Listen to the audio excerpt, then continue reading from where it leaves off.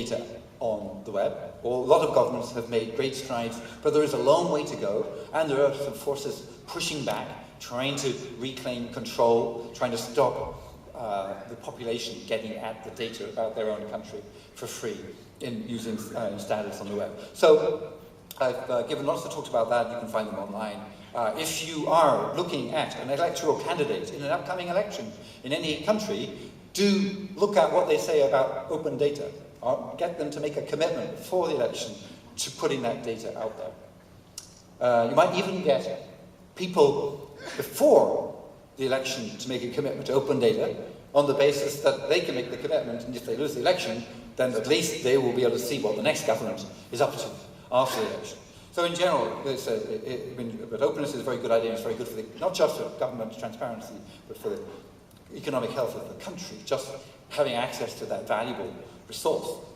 So there's openness in that sense. Of course, just as we encourage people to be open, I got into trouble because I was pushing, we were in a government context, where I put out this 5-star mug which said, well, you get 1 star for just putting it out there, and 2 stars for being machine readable, or 3 stars if it's in a non-proprietary machine readable, and 4 stars if you've converted to RDF, and 5 stars if you've actually linked it. So that then, well, if everybody had 5-star data, we would have this fantastic, amazing technical web of data, which would be unbelievably powerful. But and people said, but wait a moment. Well, some people are putting out data and saying they've got 4 stars, but they don't have an open license. And they said, oh no, to get to the 1st star, you have to have an open license, of course. So we talked about open data, but this is all very well. But now we've got these mugs which say, for the 1st star, it has to be open, with an open license. And now people are trying to use linked data within enterprise, and so that all these enterprise customers come to them and say, excuse me, we're not going to make all our enterprise data open. The whole point about it is that it's our data about us. We will share it very carefully with us down the supply chain and up the supply chain, but so we realized, oh yeah, okay, yes, the linked data is really important, whether or not you're a government who should make it open, or you've got an enterprise situation where you've got data that you want to keep very, like your customer list that you want to keep very much behind the firewall. So there are times when it's very, very important to build systems which have the appropriate layer of access control. And right now, if you look at an article in a newspaper about the internet, the chances are quite high that it's going to be about privacy, one way or another. And the moment you can think of sort of bunch the threats to privacy into three areas. One is the privacy when you're dealing with a business that you have a relationship with. So if I buy clothes I go online to buy some clothes, it's really useful to me if that business remembers my size of my clothes. Because I keep forgetting. So it's nice if I could just go back and order a pair of jeans and order a jacket, and for them to remember what size I am. That's just basic business practice. Know your customer, recognize them when they come in the door. I like that. That's important to me. That's part of the service. I don't want to have to write it all down myself. Okay. So yes, I don't want them necessarily. So when I have a relationship with them, I don't want them to go and then sell that information to other people. Because I just don't like the idea of it being available to arbitrary people knowing my shoe size. But and in fact, most respectable businesses will in fact have a good privacy policy, so that they, in return for getting my data, in return for having a good relationship with me, they won't give it to other people because it's not worth it. It's much more important to them to sell me more clothes. So that's one sort of privacy. There's another privacy, of course, which comes from the fact that lots of little bits of information about me leak out in different directions. And if you put that together, there is the agglomeration. There's some people call it the jigsaw puzzle effect. There's the effect that after a while, you can start to figure out what the whole picture is about if you get enough of the pieces. And that is something where we just don't, in fact, we have a lot of science about it, but the situation is changing so quickly, and there are all these traps out there, like the fact that when you put data out there, which you have anonymized, but you don't know what other data will be there in the future.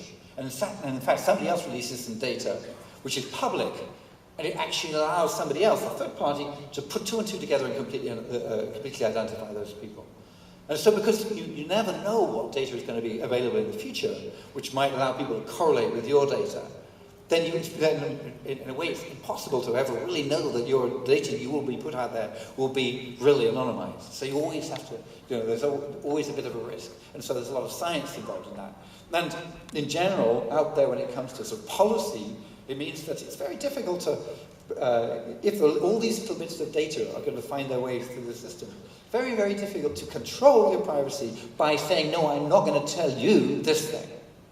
Because you will end up finding out this thing because I've told you 2 other things, and you'll be able to triangulate on them and fix them.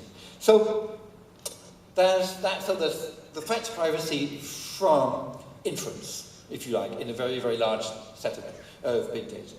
Now, the third set to privacy is its deliberate, completely blatant invasion by people who would have no business doing that. So when somebody clamps a deep packet inspection thing onto your cable, when your cable from your house goes into a box which reads every packet and reassembles the TCP and reassembles the HTTP and looks at which web pages you've been to and looks at the words which have come back in that web page and catalogues them against your name, address, and telephone number, and then keeps that information either to be sold to the highest bidder, to be given to the government when the government asks, then that is really, I think that's a really serious breach. I mean, it's one that in the early days of the internet was impossible. Deep packet inspection was just impossible. You didn't have processors fast enough. The router could just send the packet on from one, get it, look at it, figure out where it has to go and send it on, and that was hard enough. But now your router can do all this stuff and understand exactly what's happening in your household, understand which diseases you think that you might be suffering from, and so on. And know very, very intimate things about you. So that really, really intimate data about you. I think, in fact, often people, in a way, they can find things in the internet by the searches they do in medical things, for example. They can find in the internet more things they wouldn't tell anybody else, not even the people they love most, until they've checked on the internet whether the lump really is like a cancerous lump, until they've checked on the internet what other people have said about coming out as a homosexual when you're 13. So, so the internet knows if you put that deep packet inspection probe on, then you get to know pretty much everything that there is to know about somebody in today's world. Because so much of the stuff does go over the internet. So this is dynamite. If that information is acquired by somebody who wants to blackmail you, you are toast. If you may be a member of parliament. You may be in the military. You may be somebody who's very important to nation's defences. You will still be toast. And the nation will be put at risk. It's a threat to national security to have information about all the people within that nation stored on a disk somewhere, because it can get stolen, because it can get hacked, because it can get bought from somebody local who's corrupt. And yeah, you can try to stop that happening, but is it worth it? And why? And if the reason for doing it is a government department thinks it's really important to have all that information about individuals, because it's going to use it just when they find an individual where they're pretty sure that they're trying to blow something up, or they're pretty sure they're committing a serious crime, then who is there in the government who's going to look, who's going to follow that? What independent authority is going to check, come back a few months later and say, so you used this information because you said you thought this person was probably going to commit a serious crime. Did they? Now, let's look at all the requests you've made and find out how many of them really did, and of that data, what else did you do with it? Who did it go to? So I don't see plans to have very, very strong supervisory power. Something which can go across all parts of government and find out how they've been using personal data. I don't see how we would build it. I don't know who you'd put in charge of it. And so if we don't have that, then it seems to me the thing to do is to not. It's just saying, no, you just can't collect that data, sorry. If you can only start collecting the data in the case where you've gone to a court and you've got a serious case. You can't just collect it by default and ask for it afterwards. It's too dangerous. There are an amazing number of bills going through Parliament's agreements like ACTA being made without a lot of people noticing. So ACTA led to a lot of protest in the streets. People haven't protested, you know. When this conference series started, people were not protesting in the street about internet rights, but now they are. And now you have to realize that actually, because that's an important part, that's now unfortunately what we have to do. We have to spend 90% of our time doing cool stuff, inventing new things, doing websites research and giving papers at conferences, and the other 10% of the time we have to spend protecting the infrastructure on which this is all built. Because otherwise, we won't be able to do all these cool things. We won't be able to innovate. We won't be able to innovate because the platforms will be locked down, because our internet service providers will be only allowing through traffic, which is to do with their partners. They would like to control your life. So the threats that we're under are the threat of spying and the threat of blocking. And it's not just blocking, partial blocking, slowing data down to particular websites so that you tend to go to another one is a sneaky commercial thing to do, or a sneaky political thing to do.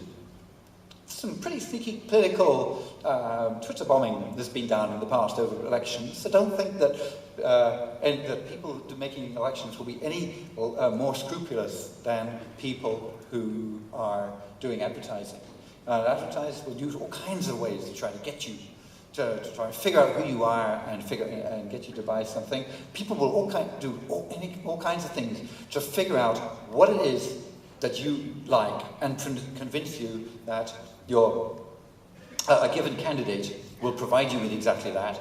And they will also, and maybe to make it rather difficult for you to get to the alternative point of view on the net. So it's not just the open market that depends on an open internet. It's also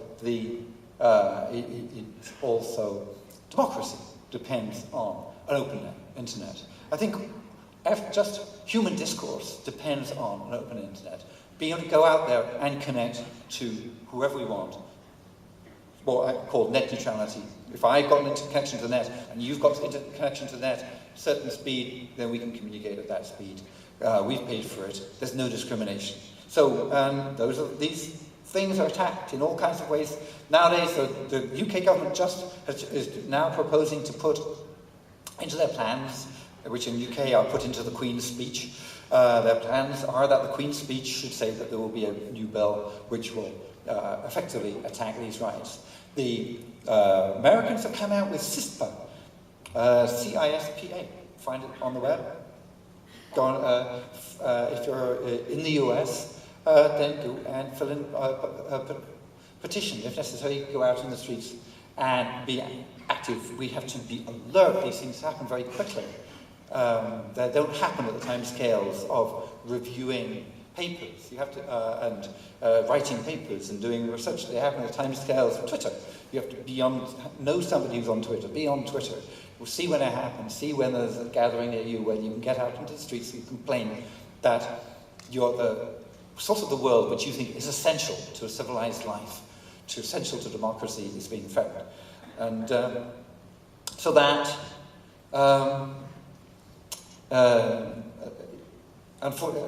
it's a duty, it's something you have to do. Meanwhile, the other 90% of the time, you have to remember all those things which perhaps the values which are these other values, these other technical values, or things like, we have to think about open standards, think about decentralization, think about how, if you have centralized systems, how you manage them in a fair way. Think about when you need powerful languages. Think about when you need to have declarative, simple, not powerful languages, and so on, and things like that. These are just some. There are a lot more, but I think we're kind of running out of time. Thank you. So what I want to see is you discussing these things and using these principles. I want to see design out there on the mailing list. I want people to, about people sticking